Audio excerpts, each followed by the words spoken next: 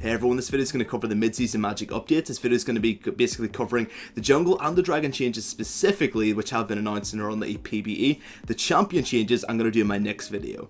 All of these changes I am mentioning have a high chance of being slightly tweaked in numbers or slightly changed in concept, and even then some of them might even be completely revamped. For the most part, most of this is going to go through.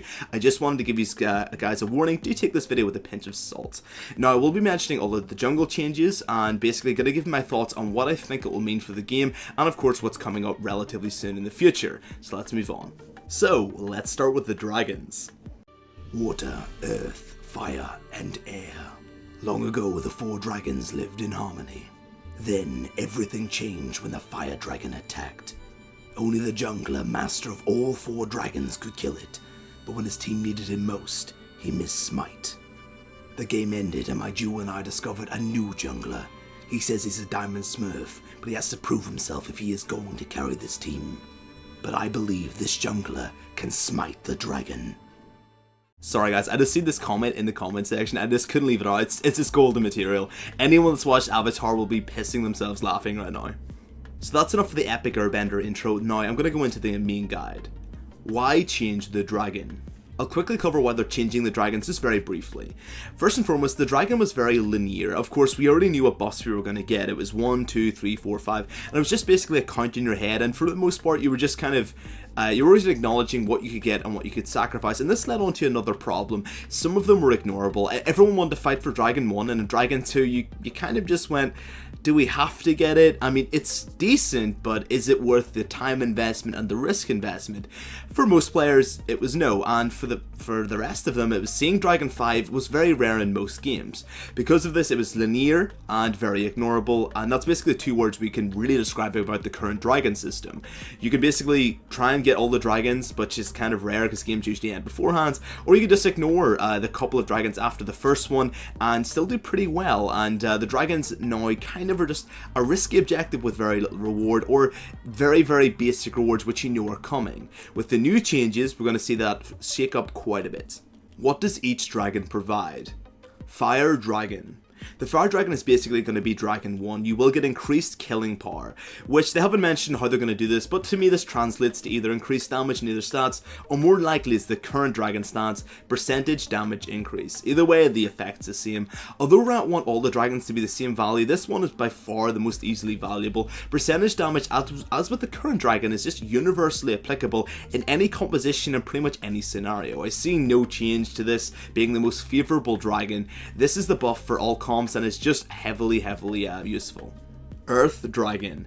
Basically, Earth Dragon will translate once again to Dragon number 2 with an extra little mark on it. You will get extra damage to turrets, so this will be great in siege, poke, split comps, etc. This of course will be extremely important as a buff. Not only though does it give this, it also gives extra damage versus monster objectives, epic monster objectives I should say, Dragon, Baron and Herald. And basically this means that you are a greater threat to not only the turrets, but extra monster objectives. So if you're playing the team game, the Earth Dragon is definitely the one you're going to want to pick up. This I feel will be the second most contested objective or dragon, as it will be very universally applicable in ending games and sieging objectives. In terms of a win condition, this dragon to me is second best and very powerful from a very quick glance. I really like the incorporation Rand has put in here. It's going to make sure people, if you're very objective oriented, it means this is really good, and it's going to allow you to perpetuate that objective taking very powerfully. If you get 2 Earth Dragons, for example, you're going to be in a really good spot to basically try and get yourself into shape. Or if you get yourself, sorry, the extra dragon, the Eternal Dragon, with the Earth Dragon already taken, which I should have mentioned, this is just going to make you take objectives with ease for the most part, which is really good to see. Water Dragon. The Water Dragon will give increased health and mana regeneration. This is a great buff. The League has been missing this for a while since the removal of the old Baron, which if anyone remembers gave crap tons of this increased regeneration. This ability to have increased health and mana for both versus siege comps and with siege comps can basically help you really heavily in both regards. Basically with siege comps you're going to get your pulls really high to keep that grind on, and when you're versus them it allows you to basically sustain up so you don't get pushed out too easily. Recently poke and siege comps have fallen fallen out of play a little bit beyond high level. This to me will bring them right back into the game, and in high level play I'm expecting to see a lot more because of this. This is the third most effective buff in my opinion. If versus or with a siege in poke comp, it bumps it up to the second, if not first most important buff to counter or complement these compositions. Once again, a really nice buff, a very good cooperation we haven't seen in a while from Riot. Air Dragons. So this one's going to grant bonus movement speed out of combat. This is great for rotating and generally traveling around and picking people off. Nowhere near as strong as the flat movement speed we currently get from Dragon 3, but still useful when traveling. I feel this will be more than likely the least impactful dragon out of all of them. Of course, a great buff, very strong, but in comparable terms to the rest of them, which are generally for the most part hard stat helps, or hard basic siege helps, the air dragon when you're in combat and sieging is gonna be a bit useless. It will help out really nicely with split pushers and such, but I feel that the current dragon is probably a stronger iteration of the one they're trying to implement here, because as soon as you go into combat it's gone, you know, and that's not really it. And the movement speed you get out of combat isn't really enough to completely rotate someone. Of course, any brain with half a team can out-rotate or just rotate with you. It's not going to be so much movement speed, it's unbearable. It does depend on the numbers, but take this with a grain of salt. From the look of it, I don't think it's going to be massively impactful, but of course we have to see. Maybe the numbers will be nice. If the numbers are good, this could be a very useful dragon. If not, it's a good dragon, but probably the least effective. Elder Dragon. After 35 minutes into the game, all future dragons that will spawn will be the Elder Dragon. It is, in essence, the Dragon 5 now. I really like this change because the Dragon 5 was very rarely seen. For most of you guys, I got it maybe 7 times since the update, which is kind of ridiculous. I mean, you should get it a little bit more often, especially such a powerful buff. This is actually beautiful as well. It's actually going to give you another objective to take as an end condition. Right now, once the dragon, you're just getting dragons and it can't really be that impactful until D5, and you're hoping the Baron can end the game. Because of this change, it means the Elder Dragon, once taken, will actually be in contest with the Baron. Both of these buffs together, if a team is winning, will allow games to end quickly if you've got that kind of advantage, or of course just makes Dragon a actual big objective 35 minutes into the game. So what does it give you? So it'll grant you bonus stats for all of the dragons you've currently got on top of this. So basically, the current dragon right now at D5 doubles all the stats. This is pretty much similar. And additionally, it also gives you your spells and abilities, and all attacks will basically do a burn effect to give you even greater damage. Once again, pretty much Dragon 5. This of course will be the most valuable dragon by far. The more dragons you got early, the more powerful this will be, so it does benefit those comps that got a couple early. I can easily see a juggle between this getting Baron and Dragon in team fights, and the juggle will be Baron's good at sieging, the Dragon's going to be good at fighting. So I haven't seen the numbers. I'm going to be really interested to see how this is going to work out. In my opinion, from a look at it, I feel Elder Dragon will be more powerful than the Baron, but that's just from an offset. This will be a proper toss-up, and I'm going to be very excited to see this. Now we've finally got a contest between Baron and Dragon, which is actually impactful. Very good change from Riot, and I really like to see this. What will these dragons mean?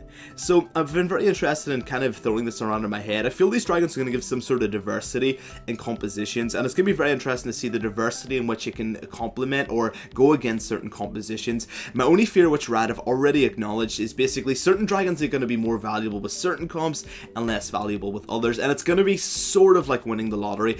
Although Riot has basically implemented this in a very, very fair and equated way, the most they possibly can, I have a couple of fears here that certain comps, if you're with if you're a siege comp, for example, and you get the early water dragon, for example, that's going to be a huge benefit in your part.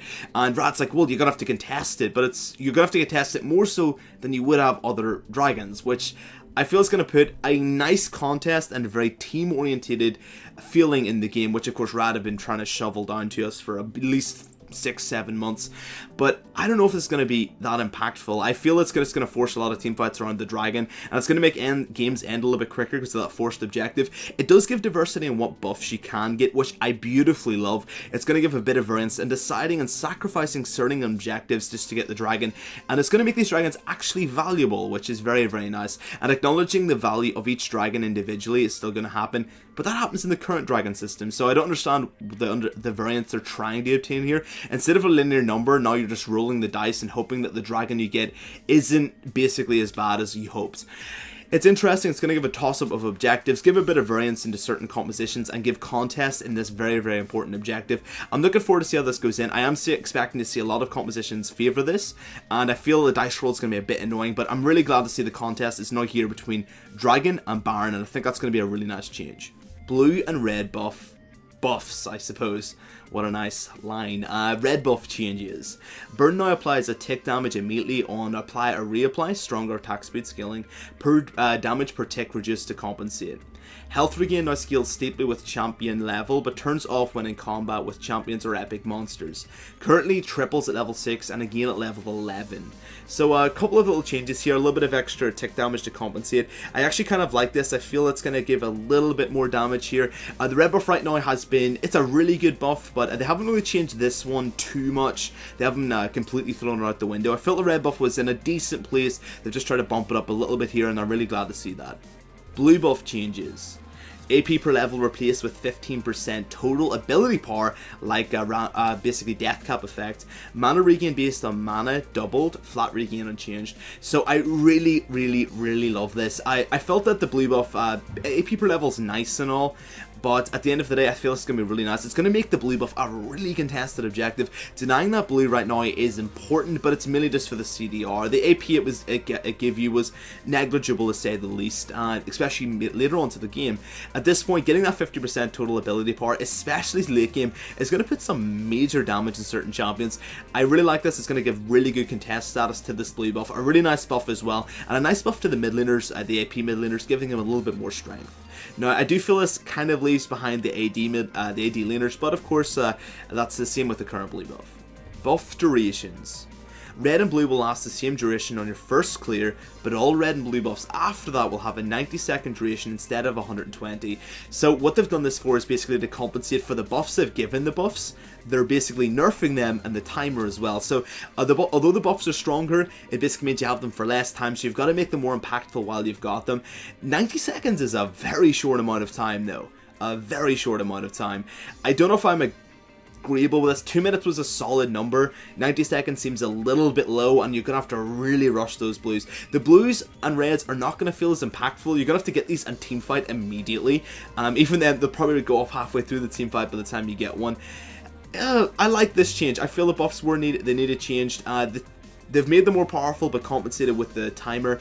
I'm agreeable with it. I'm just hoping 90 seconds isn't too little. You're going to have to definitely force fights after this, 100%. It's going to be interesting to see how this works out. I feel it's just going to make teams force a little bit faster, and you're going to have to time your blue and reds a little bit more. Camp respawn timers. When a camp has a timer, Red, Blue, Dragon, Baron, or Rift Herald has less than 60 seconds to spawn, its timer is revealed to both teams, regardless of their vision to the camp, and an about to spawn icon appears on the minimap. It will replace regular camp icons if you haven't seen the camp cleared. The respawn icon starts to dull at 60 seconds, to respawn and becomes bright at 20 seconds. So once again, this is one thing I really love though. For the most part, these objectives weren't really contested, especially the blue and red. You never really had the timer on them unless you've seen them cleared, and that meant that they were just being scooped up by the jungler or the AD carry or the mid laners, and you never really got to contest these buffs. Now with the timer on them, it means that you're going to know when these things are up, and you're going to get ready and try and prepare. So basically, since it buffed the blue and red, what they're trying to do is, well, since they're buffed, you don't want maybe certain champions getting them, here's the timer, so you can go and contest it for it. So once again, Riot just trying to combine that team play together, trying to basically make us play together and contest objectives, contest everything, and basically situationally, depending upon the scenario, going for how hard we can test it. Very interesting. I feel it's going to give a lot more fights for the blue and red, especially. The other changes to Dragon, Baron, and Rift Herald are almost ignorable with this camp respawn timer. The blue and red, though, 100% going to be more contested, and I'm really going to like this right now. It's going to definitely be used to deny, especially if that's something like a late game Lux gets that blue. It'll be game over. Very, very smart. It's basically going to give a little bit of counterplay to these blues and reds.